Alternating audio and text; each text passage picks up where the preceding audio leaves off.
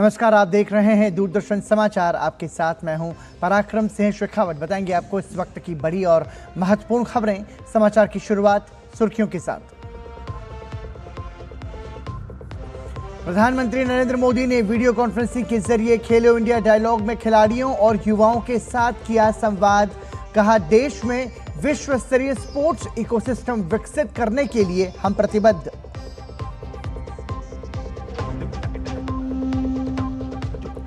नेपाल त्रासदी में मृतकों की संख्या बढ़कर 165। नेपाल के विदेश मंत्री ने कहा, करीब 300 भारतीयों समेत 750 लोग लापता। भारत समेत दुनिया के कई देशों ने नेपाल की ओर बढ़ाए मदद के हाथ। भारत से भेजी 47.5 टन राहत सामग्री और दवाएं पहुंची नेपाल। उत्तर प्रदेश, बिहार के सीमावर्ती इलाकों में हाई अलर्ट।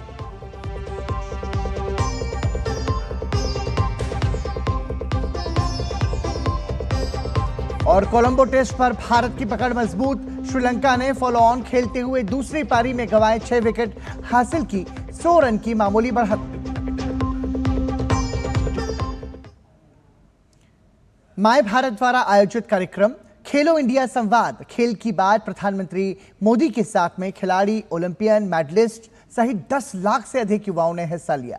यह कार्यक्रम राष्ट्रीय खेल दिवस के अवसर पर आयोजित किया गया। राष्ट्रीय खेल दिवस हॉकी के महान खिलाड़ी मेजर ध्यानचंद के जन्मदिवस के उपलक्ष्य में मनाया जाता है। मेजर ध्यानचंद का जन्म 29 अगस्त 1905 में प्रयागराज में हुआ था। प्रधानमंत्री नरेंद्र मोदी ने कार्यक्रम में वीडियो कॉन्फ्रेंसिंग के जरिए हिस्सा लिया। 2 दिन बाद 29 अगस्त को नेशनल स्पोर्ट्स डे भी है। मैं आप सभी को, देश भर के युवाओं को और खेल जगत से जुड़े सभी साथियों को खेल दिवस की अग्रिम शुभकामनाएं देता हूं। ये दिन मां भारती की एक महान संतान मेजर ध्यानचंद जी को याद करने का भी अवसर होता है। प्रधानमंत्री नरेंद्र मोदी ने कहा कि ओलंपिक्स में जितने अलग अलग खेल होते हैं, भारत की टीम्स उसमें से आधे स्पोर्ट्स में हिस्सा ही नहीं लेती। उन्होंने कहा कि हमें मेडल टैली बढ़ाने के लिए इन खेलों में भी महारत हासिल करनी ही होगी। इस बार लाल किले से मैंने खेलों से जुड़ी एक बहुत बड़ी चुनौती की तरफ भी देश का ध्यान दिलाया है। ये चुनौती ओलंपिक्स से जुड़ी है। एक कड़वी सच्चाई ये है कि ओलंपिक्स में जितने अलग अलग स्पोर्ट्स होते हैं, भारत की टीमें उसमें से आधे स्पोर्ट्स में हिस्सा ही नहीं लेती। यानी मेडल टैली के एक बहुत बड़े हिस्से के लिए तो हम compete ही नहीं करते। और दशकों से ऐसा ही चला आ रहा है। 2012 के ओलंपिक्स में उस समय भारत ने सिर्फ 2012 में सिर्फ 13 खेलों में हिस्सा लिया था। 20 से ज्यादा खेलों में तो भारत की भागीदारी ही नहीं थी। और इन 20 से ज्यादा खेलों में कई सारे खेल ऐसे हैं जिनका नाम तक देश में लोगों ने शायद ही सुना हो।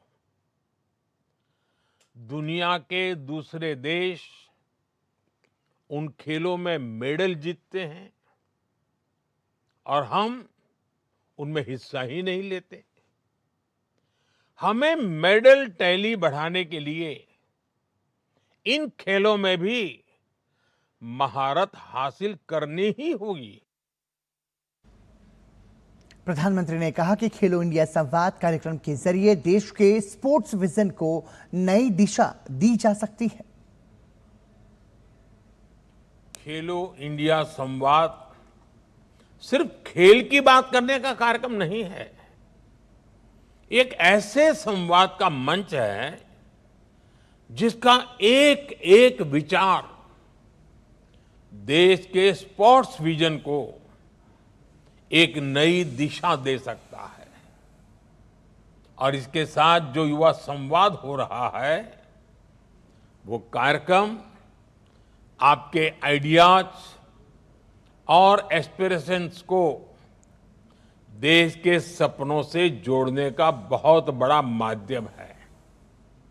इस कार्यक्रम में sports ecosystem, talent development, governance और विकसित भारत को लेकर युवा क्या सोचते हैं, उनके सुझाव क्या है, इन बातों को सुना जाएगा और पॉलिसी प्रोसेस में शामिल किया जाएगा। इसलिए आप सबसे कहूंगा कि जितना ज्यादा से ज्यादा हो सके इस मंच का सार्थक उपयोग कीजिए, नए आइडियाज आने दीजिए। युवा शक्ति के ये नए आइडियाज ही विकसित भारत की सिद्धि की ताकत बनेंगे। नेपाल में कुदरत का कहर एक बार फिर से भयंकर रूप में देखने को मिला है। तिब्बत की सीमा से लगे मध्य नेपाल के जिलों में बुधवार सुबह अचानक आई भीषण बाढ़ ने भारी तबाही मचाई है। इस आपदा में अब तक करीब 165 लोगों की मौत हो चुकी है और करीब 750 लोग लापता बताए जा रहे हैं। नेपाल के विदेश मंत्री ने बताया कि लापता लोगों में करीब 300 भारतीय शामिल हैं। इस तबाही में 19 महत्वपूर्ण पुल और दर्जनों जल विद्युत परियोजनाएं पूरी तरह क्षतिग्रस्त हो चुकी हैं। पानी का बहाव इतनी तेज गति से आगे बढ़ा कि देखते ही देखते नदी किनारे बसे कई गांव और बाजार इसकी चपेट में आ गए। नेपाल सरकार और सेना द्वारा युद्ध स्तर पर राहत और बचाव अभियान चलाया जा रहा है। मौसम विभाग ने अभी भी नदी के इलाकों में खतरा बने रहने की चेतावनी दी है और लोगों से सुरक्षित स्थानों पर रहने की अपील की है। इस फ्लैश फ्लड का असर केवल एक जिले तक ही सीमित नहीं रहा, बल्कि इसका दायरा रसुआ से लेकर नुवाकोट, धादेंग होते हुए चितवन तक देखा गया। रसुआ जिले के टिमुरे, सियाफ्रुबेसी, हाकुबेसी, मेलुंग, सल्लेटार, शांति बाजार, पैरेबेसी, खाल्टी, बस्ती और बेतरावदी समेत लगभग 1 दर्जन गांव बुरी तरह प्रभावित हुए हैं। बेतरावती से लेकर रसुआगढ़ी तिब्बत सीमा तक लगभग 42 किलोमीटर लंबी सड़क पूरी तरह क्षतिग्रस्त हो गई। इसके अलावा सियाफ्रुबेसी से सीमा तक की 16 किलोमीटर सड़क का नामो निशान ही मिट चुका है, जिससे राहत सामग्री पहुंचाने में भारी दिक्कतों का सामना करना पड़ रहा है। तबाही की भयावहता को देखते हुए नेपाल सरकार ने नेपाली सेना, नेपाल पुलिस और सशस्त्र पुलिस बल को राहत कार्यों में लगाया है। दुर्गम और कटे हुए इलाकों में फंसे लोगों को निकालने के लिए हेलीकॉप्टर्स की मदद ली जा रही है। कुदरत के कहर से जूझ रहे पड़ोसी देश नेपाल की मदद के लिए भारत एक बार फिर से संकट मोचन बनकर आगे आया है। नेपाल में आई विनाशकारी बाढ़ और तबाही के बीच भारत ने मानवीय सहायता का हाथ बढ़ाया। भारत ने 2 खेप में करीब 47.5 टन राहत सामग्री और जरूरी दवाएं भेजी हैं, जो वहां पहुंच चुकी हैं। नेपाल में भारतीय नागरिकों की सुरक्षा और राहत के लिए भारत सरकार ने मोर्चा संभाला है। काठमांडू स्थित भारतीय दूतावास नेपाल सरकार के संबंधित अधिकारियों के लगातार संपर्क में है, ताकि बाढ़ से प्रभावित भारतीय नागरिकों को जल्द से जल्द रेस्क्यू और राहत सुनिश्चित किया जा सके। नेपाल में फंसे भारतीय नागरिकों और तीर्थयात्रियों की मदद के लिए काठमांडू स्थित भारतीय दूतावास ने हेल्पलाइन नंबर जारी कर दिए हैं। ये हेल्पलाइन नंबर्स हैं 977985136807 और 97797091075000। इन नंबर्स को हम हमारे टीवी स्क्रीन पर भी दिखा रहे हैं।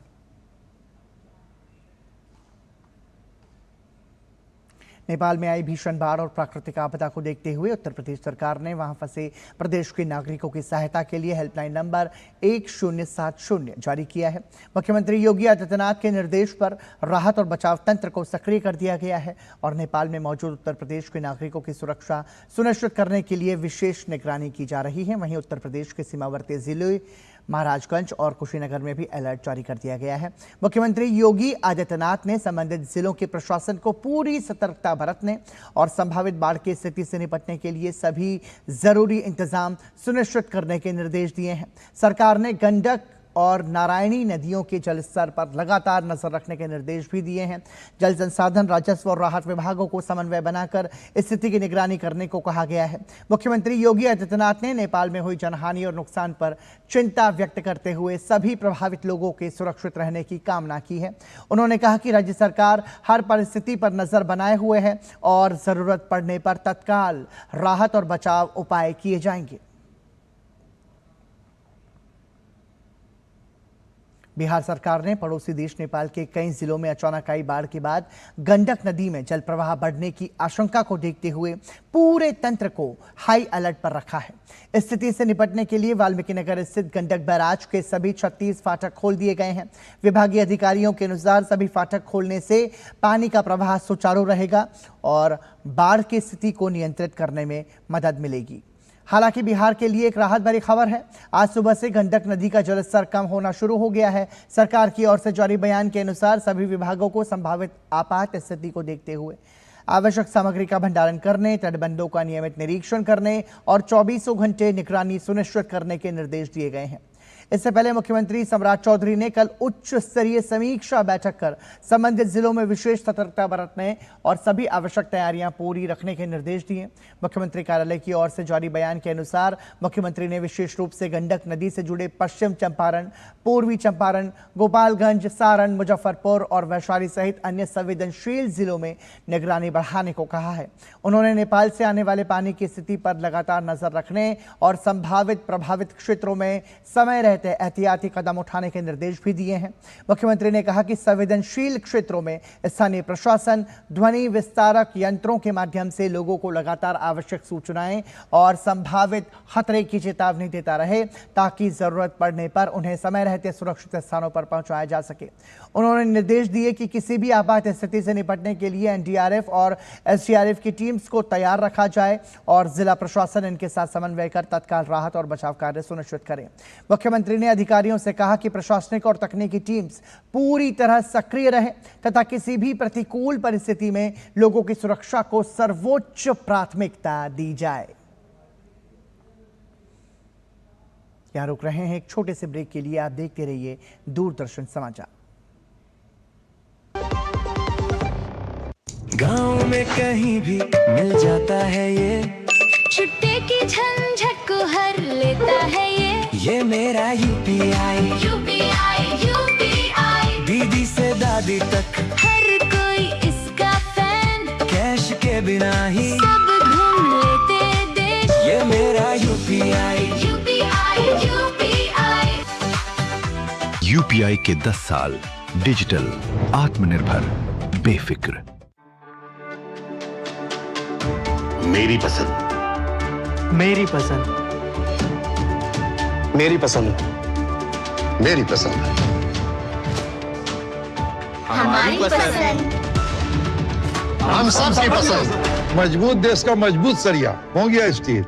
पता है, लोग अक्सर मुझसे पूछते हैं कॉल सेंटर का स्टेडी जॉब क्यों छोड़ा। I wanted more out of life. बस मैंने अपना स्टार्टअप शुरू किया। जानना चाहोगे कैसे?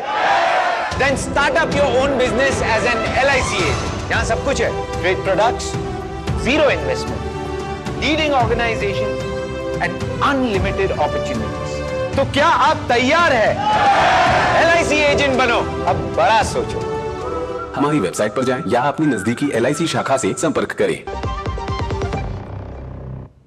दिल्ली में श्रीलंका नौसेना के कमांडर वाइस एडमिरल डेमियन सी फर्नांडो का औपचारिक स्वागत किया गया। साउथ ब्लॉक के लॉन्च में उन्हें गार्ड ऑफ ऑनर दिया गया। इस दौरान भारतीय नौसेना के वरिष्ठ अधिकारी मौजूद रहे।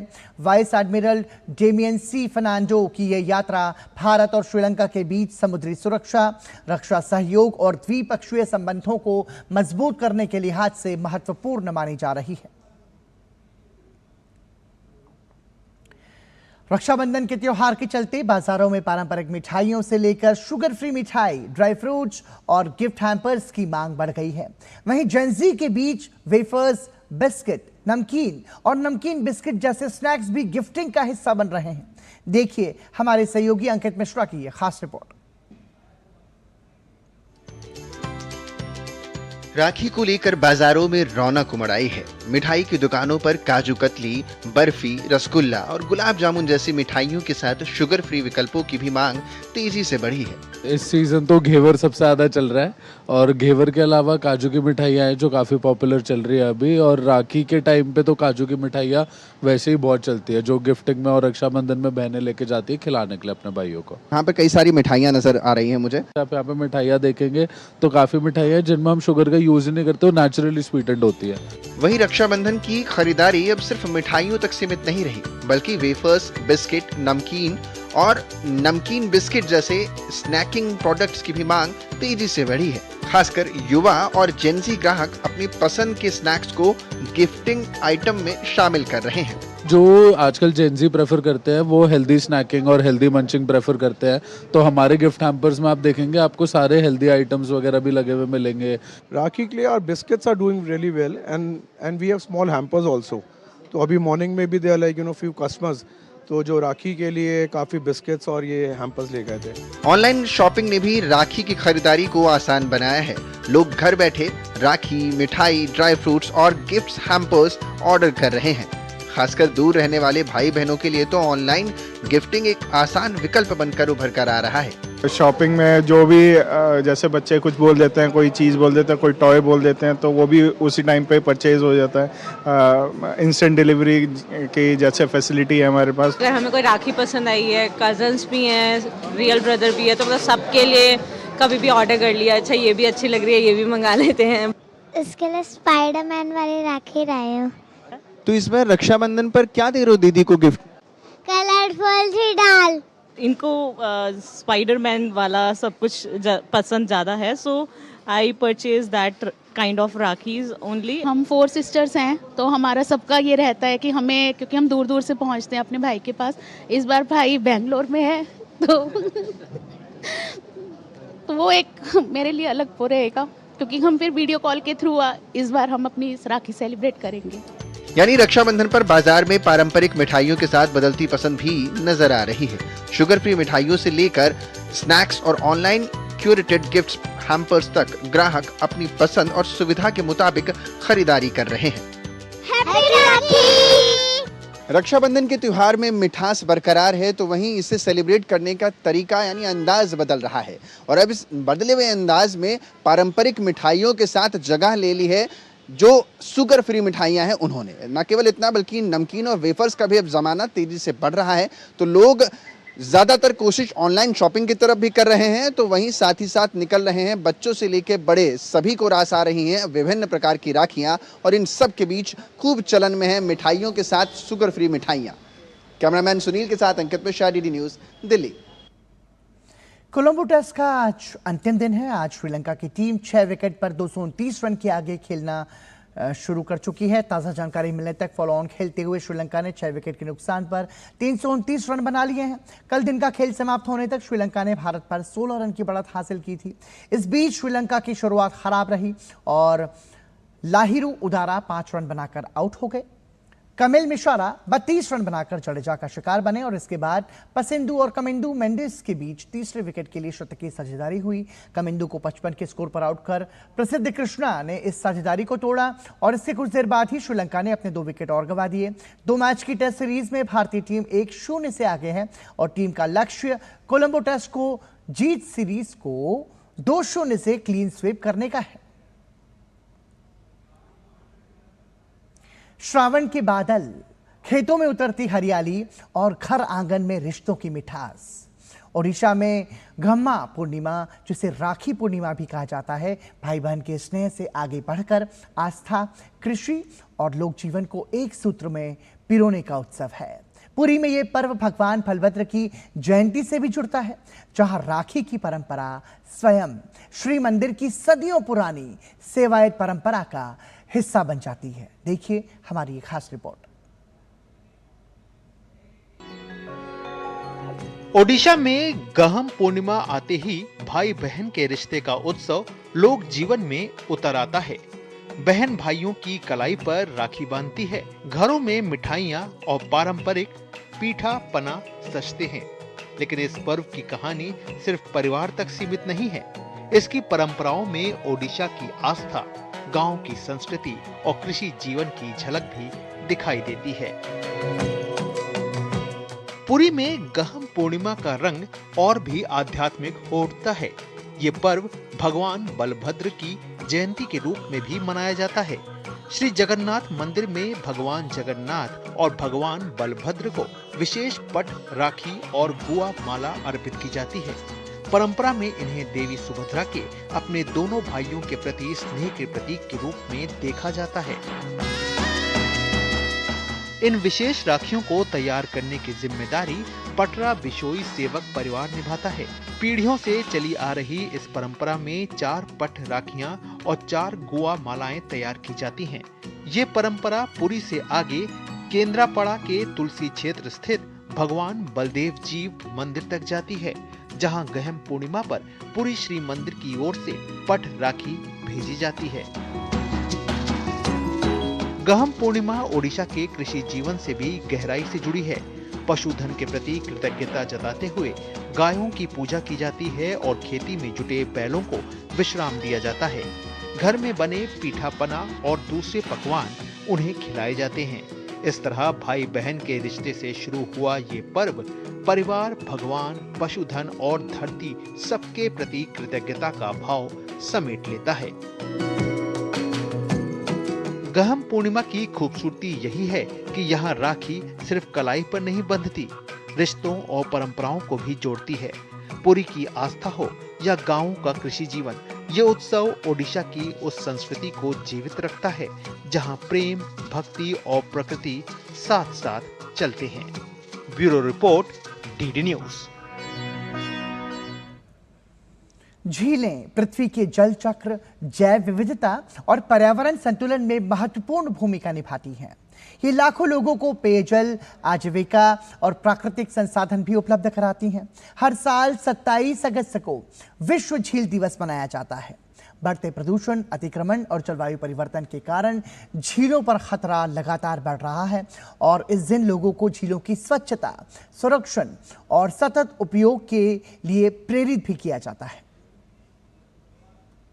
क्या आप जानते हैं, धरती पर मौजूद झीलों की संख्या 11.7 करोड़ से भी ज्यादा है। ये झीलें पृथ्वी की लगभग 4% भूमि पर फैली हुई हैं और इनका महत्व सिर्फ सुंदरता तक सीमित नहीं है। झीलें मानव जीवन, कृषि, जैव विविधता और पारिस्थितिकी संतुलन के लिए बेहद अहम प्राकृतिक संसाधन हैं। झीलें केवल पानी का स्रोत नहीं, ये मछलियों, पक्षियों और अनगिनत जलीय प्रजातियों को प्राकृतिक आवास देती हैं, स्थानीय समुदायों की आजीविका को सहारा देती हैं और पर्यावरण के संतुलन में महत्वपूर्ण भूमिका निभाती हैं। इसलिए इनका संरक्षण सिर्फ पर्यावरण की चिंता नहीं, बल्कि हमारे भविष्य की सुरक्षा भी है। झीलों के महत्व और उनके संरक्षण के प्रति वैश्विक जागरूकता बढ़ाने के लिए हर साल 27 अगस्त को विश्व झील दिवस मनाया जाता है। 27 अगस्त 2025 को संयुक्त राष्ट्र महासभा ने इस दिवस को मान्यता दी ताकि झीलों के संरक्षण और टिकाऊ प्रबंधन के लिए दुनिया भर में प्रयासों को बढ़ावा मिल सके। 27 अगस्त की तारीख इसलिए चुनी गई क्योंकि इसी दिन 1984 में पहला विश्व झील सम्मेलन यानी वर्ल्ड लेक कॉन्फ्रेंस आयोजित हुई थी। यह सम्मेलन झीलों के संरक्षण, उनके सतत प्रबंधन और वैश्विक स्तर पर झीलों के महत्व को रेखांकित करने की दिशा में एक महत्वपूर्ण कदम था। सरकार ने राष्ट्रीय झील संरक्षण योजना NLCP और राष्ट्रीय आर्द्र भूमि संरक्षण कार्यक्रम को मिलाकर राष्ट्रीय जलीय पारिस्थितिकी तंत्र संरक्षण योजना यानी NPCA शुरू की है। इसके तहत झीलों और आर्द्र भूमियों के प्रदूषण को कम करने, जल गुणवत्ता सुधारने और इनके पारिस्थितिक तंत्र को संरक्षित करने पर जोर दिया जाता है। भारत के प्रयासों का एक बड़ा उदाहरण रामसर साइट्स का विस्तार भी है। वर्ष 2014 में भारत में 26 रामसर स्थल थे, जबकि ये संख्या अब 101 हो चुकी है। 26 से 101 तक का ये सफर केवल संख्या में बढ़ोतरी नहीं है, ये आर्द्र भूमियों के संरक्षण, जैव विविधता की रक्षा और सतत विकास के प्रति भारत की बढ़ती प्रतिबद्धता को दर्शाता है। आज विश्व झील दिवस हमें याद दिलाता है कि झीलें सिर्फ जलाशय नहीं बल्कि जीवन, प्रकृति और भविष्य की महत्वपूर्ण कड़ी हैं। झीलें बचेंगी तो जल बचेगा, जल बचेगा तो जीवन बचेगा। इस विश्व झील दिवस पर आइए अपनी झीलों और जल स्रोतों को स्वच्छ रखने, प्रदूषण रोकने और उनके संरक्षण में अपनी भूमिका निभाने का संकल्प लें। और इसी के साथ समाचार में अभी के लिए इतना ही। दीजिए अनुमति। नमस्कार।